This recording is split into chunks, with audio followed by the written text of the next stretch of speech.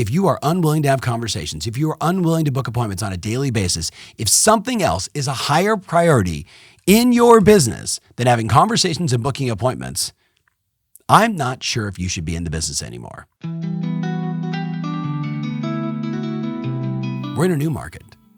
We're in the market where if you don't have the fire in your belly, if you don't have a high level of desire, if you are unwilling to go out and do the things that are required in this market, the responsibilities, the duties, everything that you know you have to do, right? If you're not doing that stuff, you're not even in the game. Not in this environment. Not in this environment where it is clearly a roll up your sleeves and do the work. But I get it. I get it. If you're listening to me right now and you're like, wow, Ferry, relax. I get it. You made so much money during the pandemic.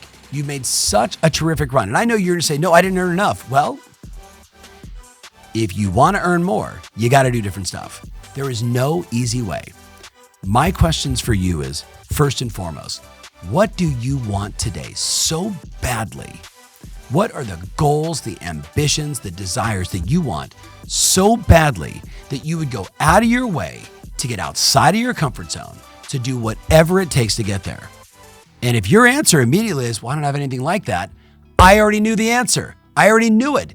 What are you going to do to set some electrifying emotional goals? And if not for you, for your family, if not for your family, for your community, if not for your community, maybe some charitable organization, and put your ass on the line. And you know what's going to happen when you do.